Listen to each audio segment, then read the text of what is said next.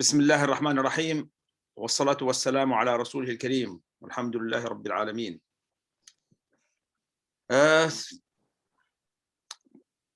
After Salah ad-Din died, what was it, 1193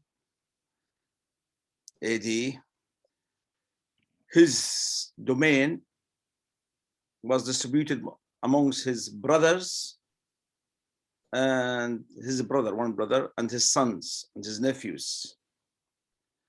Unfortunately, although they were good men during his time, probably they were good after as well, but they disputed among themselves and they started having fighting. But then his brother was the strongest of all of them. He managed after 10 years to reunite the whole state again that the Ayyubis left. Let's have a look at what Salah ad-Din has left for us, right? This is the Ayyubi state, if you remember, right? That controlled up to middle of Libya and most of, all of Egypt and Sudan, and then the western part of Arabia, Syria, and parts of Iraq, right? But there, again, his brother, I think is called, Al-Fadil. Although he was a strong man and he has managed to unite all the state together, he again made the same mistake. He had many sons. Before he died, he divided the state amongst them, and they started fighting again. I don't know why he didn't learn the lesson that she should have just chosen one strong person amongst his sons or whoever. But now, from Salah, the army of Salah ad-Din consisted of Arabs, Kurds, Turks. You know, the Zinkis were Turks, and the Seljukis were Turks as well as what we call Mamluk in Arabic. In English, and I think they call it the same because it became a name of a state after that, the family. Mamluk means pre-owned. As children, they bought from the market or from the war, they took as prisoners. So when the Muslims used to invade other country, they had to take slaves. They had to, even during the Prophet ﷺ. You might say this is inhumane. Let's talk about this for a few seconds now. It's wrong. But if you don't, then you will be at disadvantage with the enemy. If the enemy knows that his women and children are safe, then they will fight with more courage and careless. They will be careless. They don't care. Even if they die, their family are safe in the Muslims' hands. So they had to fear for their women and children as we fear for our women and children. This is really the only reason. If the enemy doesn't take enslave, we don't enslave. So it's not automatic that when you go to war, you enslave your enemy. No, it is not. The Amir, the leader, has to decide how the enemies are treating us. Okay. So when the world stopped enslaving, the Muslims stopped as well. Right. So they used to take those children, a lot of children, and what they did with them, they did not treat them as slaves. They treated them actually as their sons. They sent them to schools where they learned the Arabic, Quran, Islamic knowledge, the seerah of the Prophet ﷺ, as well as martial art. And they were really looked after. And they were never humiliated, nor were they given mean jobs or menial jobs like slaves, nor were they sold ever, right? And when they grew up, because they were looked after, taught martial art, they became good fighters. And where they come from, these Turkish people always being good fighters. So they used them in thousands to help them in their wars against the Crusades, against each other, against the Mongols later on. So that's where those Mamluks came. And then they became so powerful that when the Sultan became weak, they took over. They did this in Baghdad first, and then they did this to the Ayyubis after. They took over and they became the leaders. And because they were Muslims, Sunnis, and they were brought up well, their history has been very good, really. They never caused problems in the Muslim world. No sectarianism, no destruction. And we will see now, actually, it's one of the best times that Muslims were ruled was during the Mamluks time. Where do they come from? Exactly. There are two types of Mamluks, two areas they came from originally. One of them came from this is the Turkish area, right? This was Turkmenistan, Kazakhstan, Uzbekistan. So it could be from anywhere in this area here, right? And the other parts where they came from is, and those ones, the ones who have ruled for the first 100 years after Salah ad-Din, because the Mamluks ruled for 250 years. And the other type, the other Mamluks that came after them were what we call the Circassians, in Arabic, Sharkas. Those come from south of Russia. And again, they were the same, taken as slaves, or I think they were taken as slaves. The Muslims went to that area. They came from south of Russia, and we all Muslims familiar with one tribe of them. There are many tribes of them, and that's the Chechens, because they fought Russians in the 1990s. All the Muslims know the Chechens, right? But the Chechens who live in this area here were part of the other 4 or 5, like the Turkish, 4 or 5 big tribes, right? And because of the persecutions of the Russian before the Soviet took over, the communists took over 1917, even the Russian emperors before, they treated them so badly that a lot of them really, because of their religion, they had to migrate, and they came to Turkey and other Muslim countries. We have quite a lot of them in Jordan, Syria, Egypt, and even in Libya, right? So this is the two types of Mamluks, but they did not clash with each other. Just natural that it moved on from one place to another.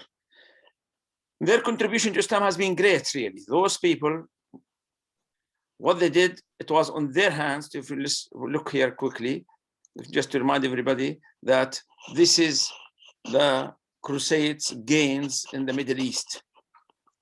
But again, all the Syrian shore, as well as all of Palestine and Jerusalem, but not the inner lands, where the big cities like Aleppo and Damascus. Uncle, are we on a PowerPoint at the moment? Are you showing? Am I not sharing with you? No. Oh, it's a good job you told me. Okay. Sorry. I'm sharing with myself. Right. Share. Yeah. Right. Can you see it now? Yes. Yeah. Okay. Yes, let me just show you quickly what I've said before. Yes, please, yeah. No problem. This is the Ayyubi state that Salah ad-Din has. Okay. Actually, I've got another computer I could see here and see. Right. This is the Ayyubi state that Salah ad-Din has left. Okay. And then it was divided twice during his brother time and during his brother's son's time. Then the Mamluks. Then the Mamluks came over, took over, and they controlled all this area, and even they extended it. I said the Mamluks came from 2 areas, either from Central Asia, okay, here, whereas all the Turkish, republics now, or they came from south of Russia, where there's the Sharkas or Circassians come from, and the Chechens are amongst them, right? They were good fighters most of the time. They were good Muslims, and they were used heavily, really, to fight, as I said, all the enemies of Muslims, whether with the Turkish government, the Ottomans after or before that, fighting the Mongols as well as the Crusades, right? In 1289, they expelled the 1289 and 1290, within 2 years, they expelled the remains of the Crusades, right? If you remember, right, where's the Crusades pictures here? Yeah, here. This is the Crusade states, yeah, remember? That they made 4 states, Jerusalem, Tripoli, Antioch, and Edessa. Edessa was taken over by who? By Imaduddin, and then Salah ad-Din liberated Jerusalem, but then the coastal cities were still under their hands, and then it was them, the Mamluks, that by 1290, that means almost 100 years after Salah ad-Din, they cleared all this area from the remains of the Crusades with big wars. Really, it wasn't easy wars, but they have expelled them, and we haven't seen them after that for 1,000 years. Now, they had, so their confrontation with the Crusades, they had another big confrontation, those Mamluks. Their confrontation was with the Mongols. They're called Mongols as well. Now, where those Mongols come from? If we look at this map again here, we said this is where the Turkish, different tribes of Turkish people here, right? To the east of them is Mongolia. To the southeast is China. So the Mongols come from north of China, right? The Mongols suddenly appeared in the year 1206, right? And by the leadership of a man called Genghis Khan. And within 20, 30 years, he expanded from small area in Mongolia here to most of Central Asia. They were savage. They were just on one mission, and that is mass destruction, really.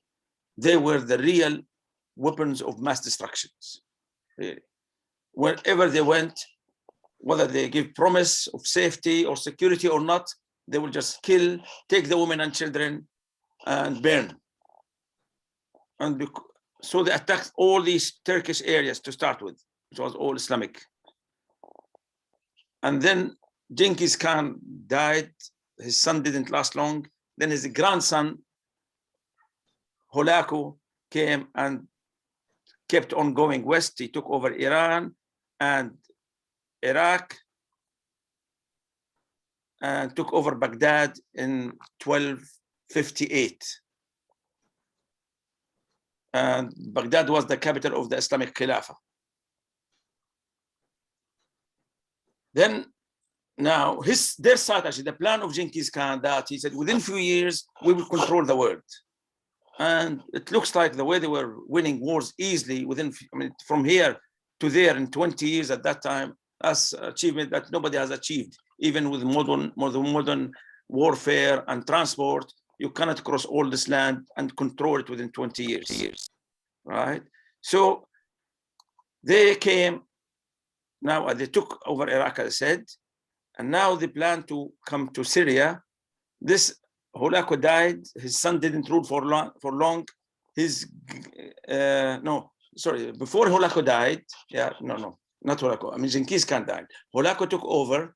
After Hulaku, Hulaku, when he took over Baghdad, he now wanted to take over Syria, Arabia, and move on to North Africa. Because if he moved to North Africa, then again he can move on to Europe. Their plan was to take over the world.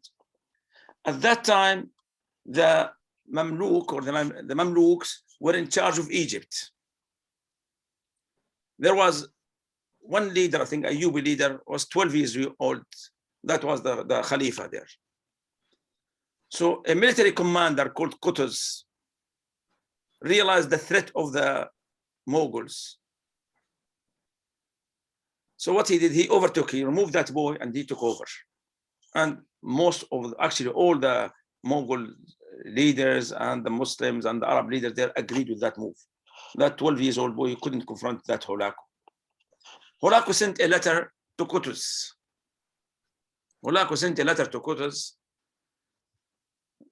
That's 1 or 2 years after conquering Iraq, Baghdad. That's 1258, 1260. They 1260. He sent them a letter saying to him, "I've come to kill you and most of your people.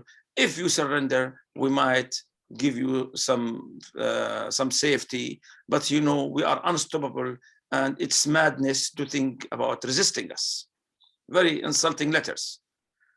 The Mongols had a habit that whenever they received an ambassador, they'll kill him. No other nations before killed the ambassadors, right? Because this is the way to communicate between the enemies. But this Holako and Genghis Khan before him, they used to kill the ambassadors. So what this Qutuz did, he killed those 4 or 5 ambassadors they had. They came together. He killed them, and he left one person and said, "Go and give the message." And he wrote a letter that we know you are kafirs, you know you are useless, you know you are like shaitans, but we are certain that we can defeat you easily as well. You come and meet us. Big challenge. So the man who delivered this message to Holako, one of them, he rewarded him by killing him because he came alone. He killed him as well, his own man. And he decided to move on. He moved on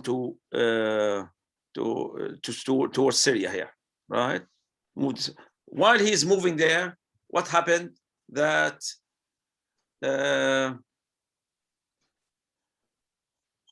his father, who was in control of this area, the Mongolia, died. So he was afraid that he might lose out with his brothers and his cousins. So he left quickly, but left his army there to carry on with the advance towards Egypt. Most of his army only took a few hundred people with him and went back there.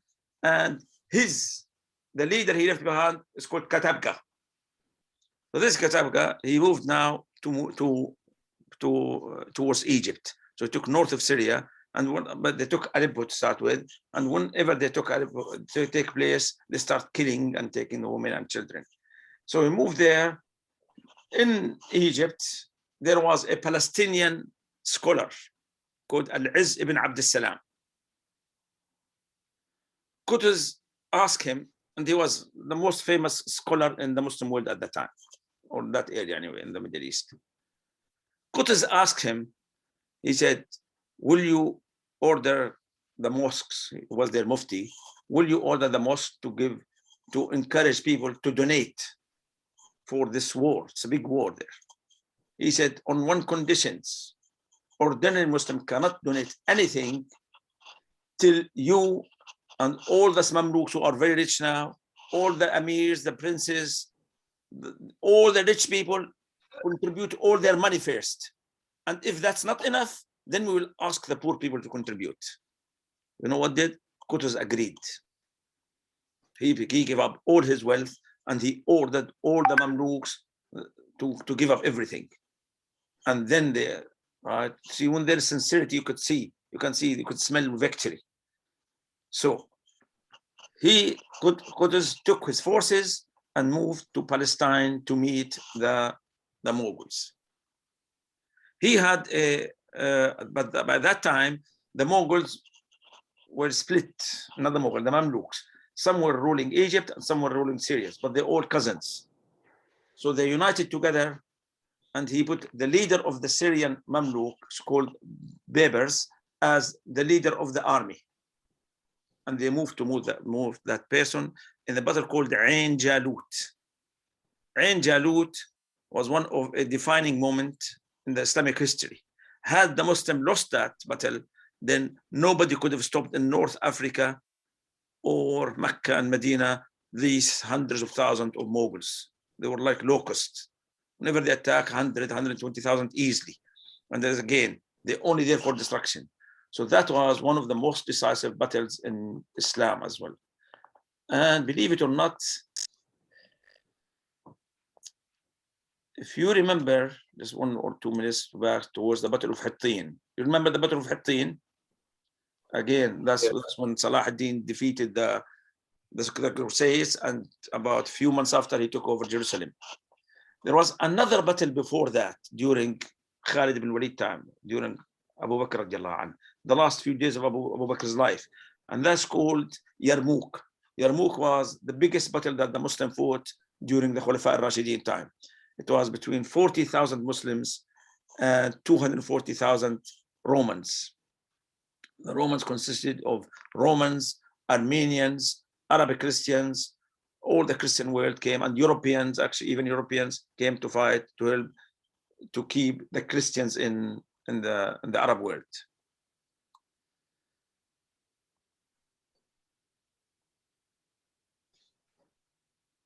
There is one thing missing here. I must really show you. It's very important. Where is it? Not here. Yes, this one here. Right. So in 636 here, okay, this is again, this is, okay, to know where you are, this is Jerusalem. To the east of Jerusalem is Jordan. To the north of Syria. To the north of Jerusalem is the rest of Palestine. In 636, the Battle of Yarmouk took place, that was led by Khalid ibn Walid. Not far away from it, some 50 kilometers, 30 miles, the Battle of Hattin took place about 500 years after. 600 years after, the Battle of Ain Jalut, again, within about 40 miles away from it. All those three decisive moments in the Muslim history. This Qutuz moved with his army,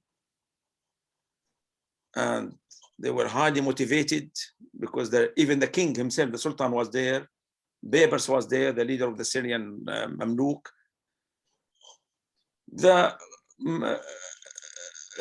Mongols' army was much bigger army, and those are the army that they have not been defeated from eastern China till here, for about 4,000 or 5,000 miles distance. They have not tasted defeat yet. This Qutuz organized his army that he sent half of it to meet the Mongols, and while they were fighting, suddenly the other half descended from the hills and the mountains on the Mongols. The Mongols was a bit surprised at the beginning. They were vicious fighters as well, and their history testified to that. But they still nearly defeated the Muslims, really. The Muslims started retreating. Then Qutuz took off his helmet. The helmet, you know, at war, the people used to wear protective clothing from weapons, like armored helmet, shield, as well as armored jackets and coats. So he took off his helmet and he threw it, and he says, "Wa Islamah," for the sake of Islam. Now, why he took off his helmet?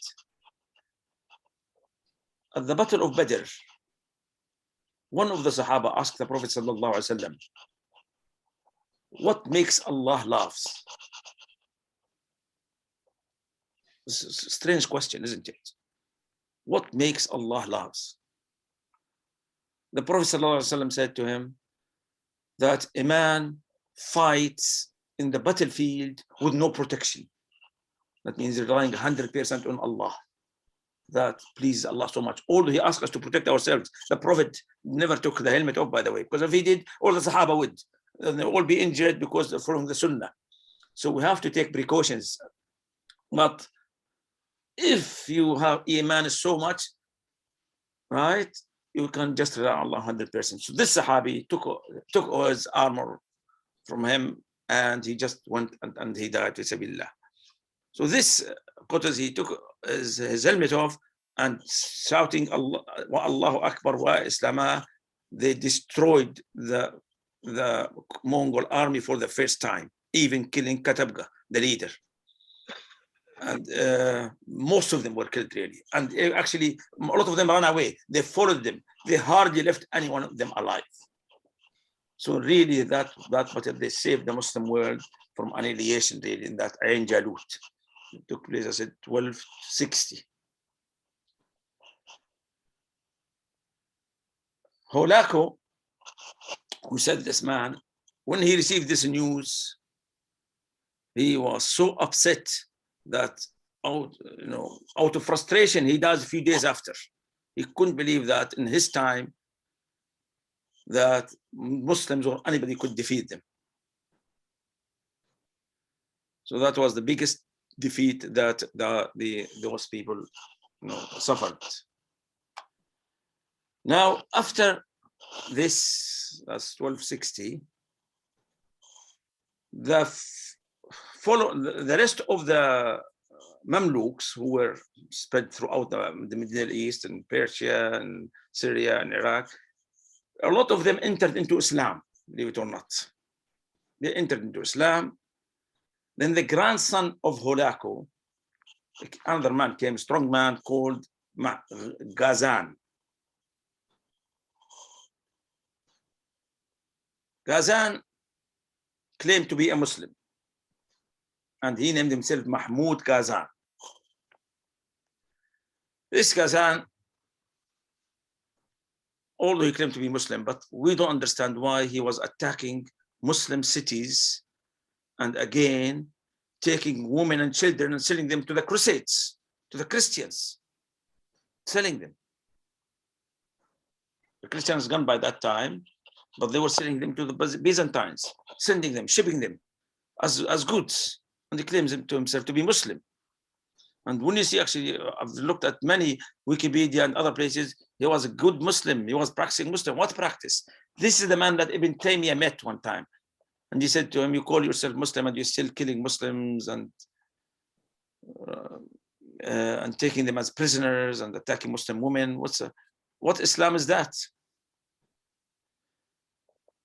So this man who was Mahmud Ghazan, who was stationed somewhere in Western Iraq and up to Persia, he hated the Mamluks who defeated his grandfather.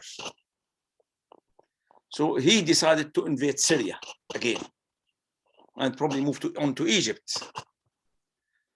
So he, that good Muslim as Wikipedia says, he himself invaded Syria in the year 699.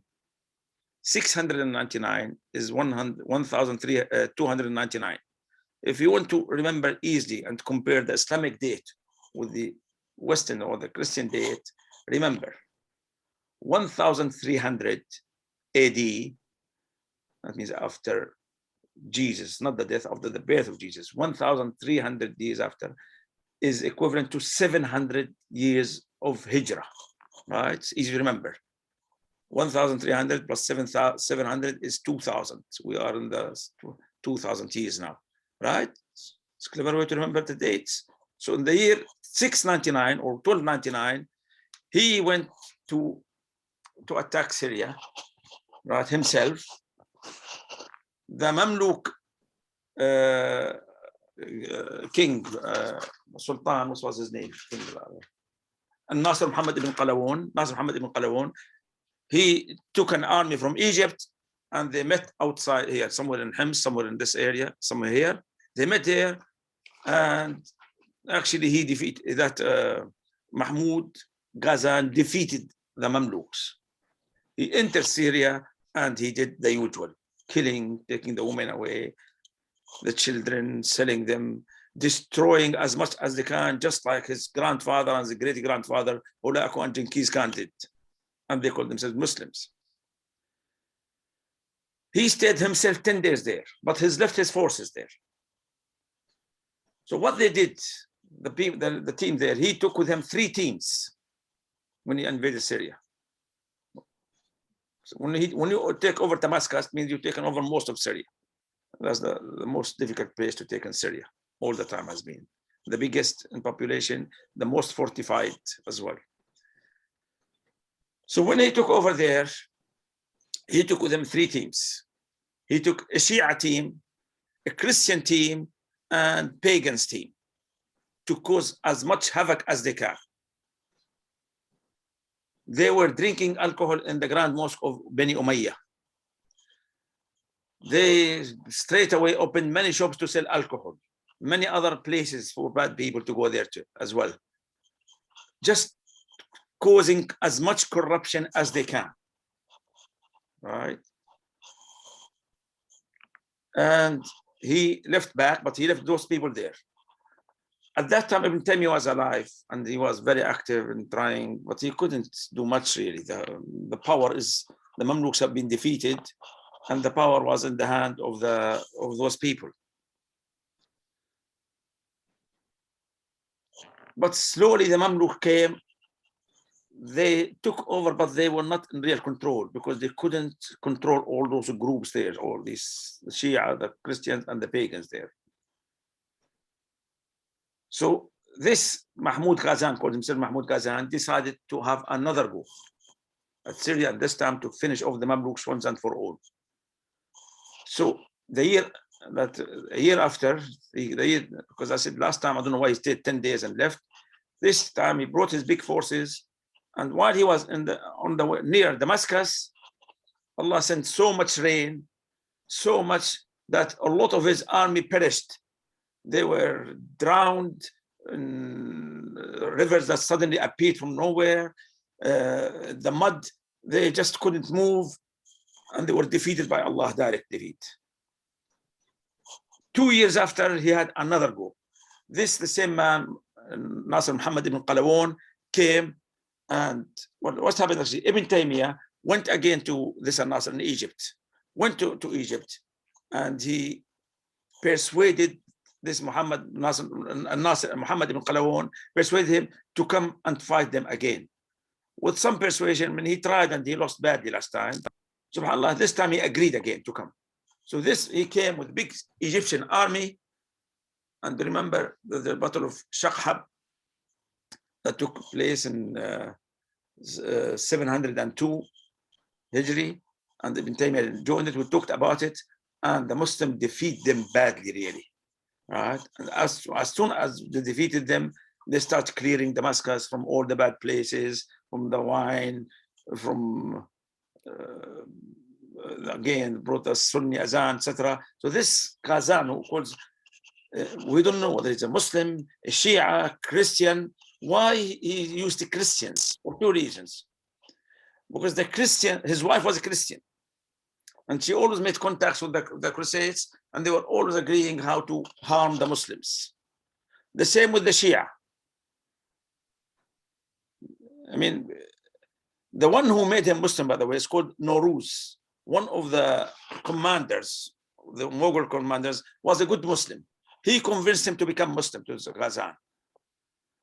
But this Nowruz was so popular among the Mongols that this Ghazan felt insecure, so he killed him. Then the Shia came and convinced him somehow or another to spread Shi'ism wherever he went. But that didn't last long. This Ibn Qulun, with Ibn Taymiyyah, etc., they took over Syria again, and they managed to get rid of them once and for all. And after that, there was actually no more threat from the Mongols whatsoever to the Muslim world. A lot of them dissolved in the Muslim societies. They became Muslims. Whoever in Iran became some Shia, some Sunnis.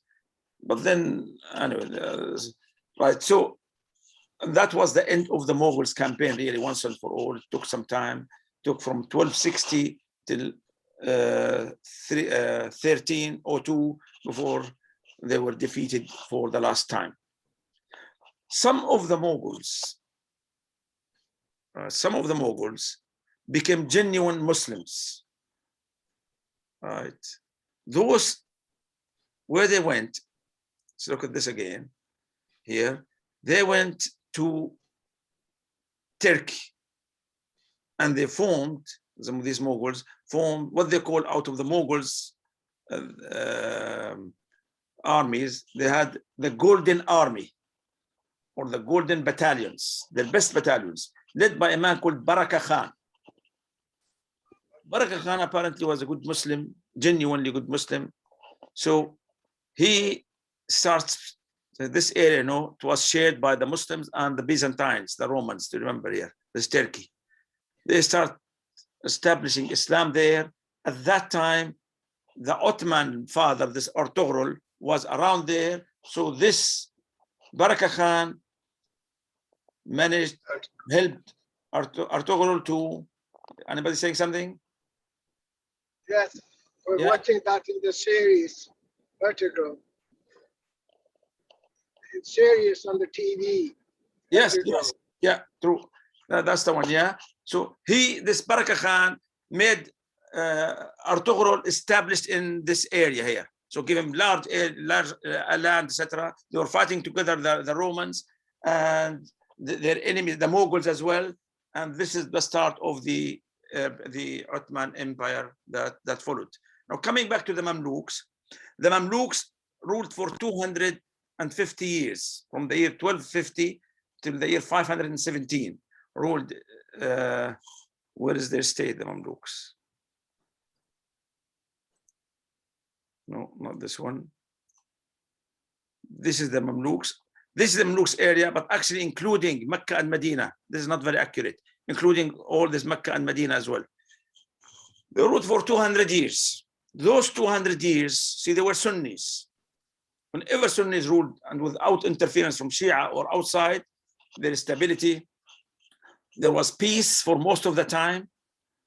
Although they were fighting among themselves, but little fights really, the Mamluks. No, they didn't fight them. The Ayyubis fought among themselves. But during the time, again, it was like the early times of the Umayyads or the Abbasids, where science, business, commerce, architecture, building, again, flourished in the Muslim world. There were a lot of scholars at that time. So really, the Muslim world had 2 or 3 periods of stability where they produced a lot of science, a lot of knowledge, a lot of scholars. One is from the time of the Prophet ﷺ till then the Khulafa al-Rashidin, then the Umayyads from the year 41 Hijri till the year 132, that's 91 years. Then the first 120, 150 years of the Abbasids, then the Shia took over and ruined everything. And then those years of the Mamluks from 1250 to 1517, during that time again, there was no big problems in the Muslim world. There, Muslim, that part of the Muslim world, no internal wars, stability, peace, security. During those times when people like Ibn Taymiyyah, Ibn Kathir, and a lot of Muslim scholars, and then after that time, we never saw any scholars till now, really. Okay. So these are the Mamluks. Then again, like the Sunnah of Allah, that people go up and they go down. Towards the end, they start becoming weaker till the Ottomans came and took over from them and took all this area from them. Egypt, all this area, the Ottoman took it from them. That's our talk about the Mamluks and the Mongols of today. قولوا قولي هذا واستغفر الله العظيم لكم والسلام عليكم ورحمة الله وبركاته.